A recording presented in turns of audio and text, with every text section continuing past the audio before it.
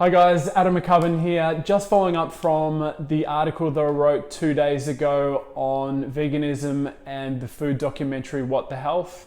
I've had a lot of questions on social media and comments and emails as well, just clarifying some of the things that I said in the article. I'm just going to re-articulate some of those points here, and hopefully we can gain a little bit more clarity on what I meant by some of those statements.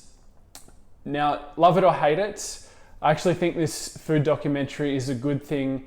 It engages people, it gets people to take a side on one side of the fence or the other. I think the people who are a little bit indifferent with their diets and principles around their diet are the people generally who are going to be more inclined to eat the fast food and the highly processed foods itself. Now, whether we're talking about eating meats, dairy, or being a vegan, that's another argument into itself. When talking about science and food, I think it can be a little bit of a dry topic, and when a documentary comes out like this, is very polarizing. It cherry picks some of the science and some of the statements from the scientific literature to give it that sensationalized view, and to have statements like eating an egg is the equivalent of smoking 5 cigarettes. Now, if you're in the vegan camp, you're like, yeah, I love not eating eggs because I'm not smoking cigarettes at the same time.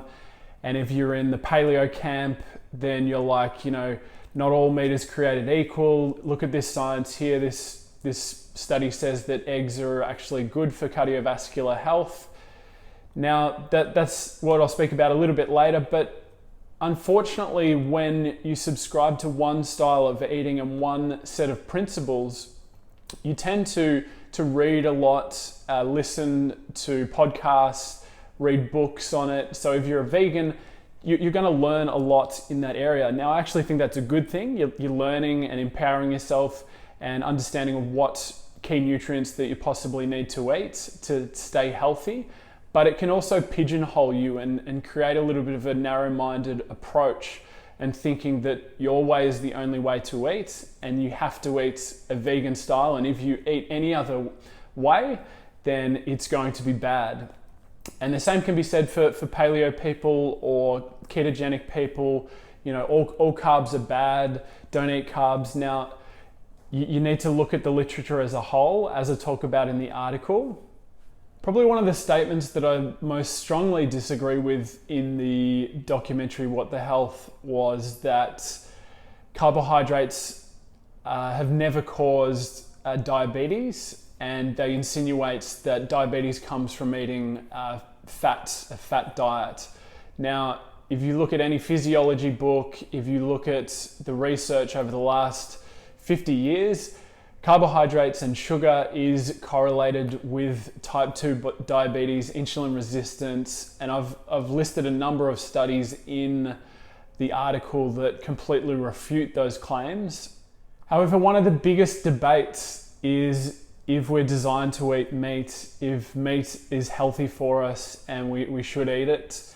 And there's a huge difference whether it's highly processed, factory farmed, grain-fed meat versus organic, free-range and unprocessed meats. And a lot of times in the literature, they don't differentiate between the two, and it creates results that obviously are going to be in favor of not eating meat.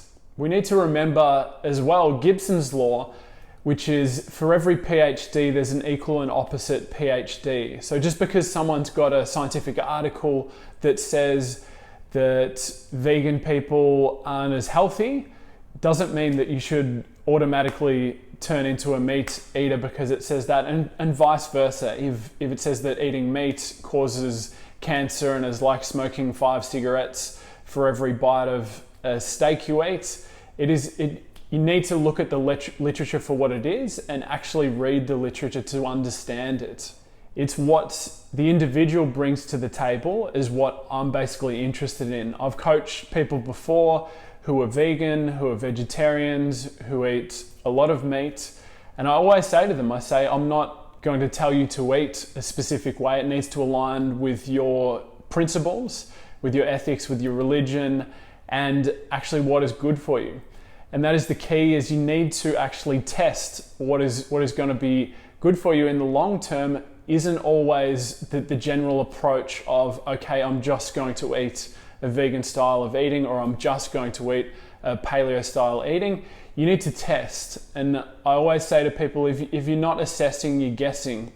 You need to assess, do a detailed analysis of your bloods before you start the diet, and then do a detailed analysis when you're actually doing the diet as well, and see if there's any changes.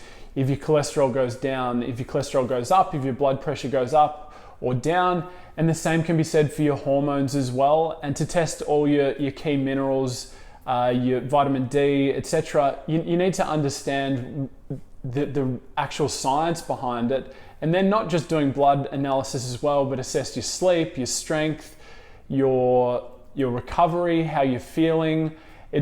I find a lot of people, when they start a new diet, they've read a new book saying, the vegetarian diet is going to give you more energy. You're going to feel great because you're eating all these water-rich foods, and your body's made of water, and eating, high water content foods is going to make you have a lot of energy. You're never going to be tired. And they reread those sentences, and they listen to it on a podcast, and they watch a documentary, and it says the same thing.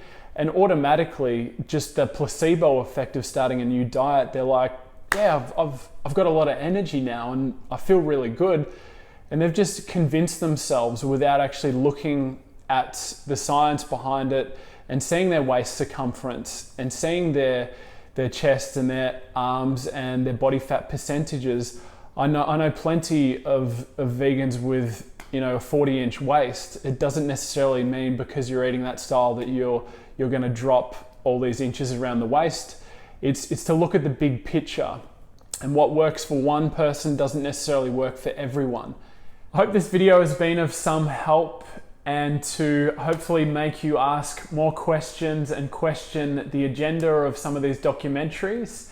If you've got any questions or comments, please comment below. I'd love to hear your feedback and your thoughts on the diet and the documentary. I look forward to speaking to you all soon. Thanks for your time.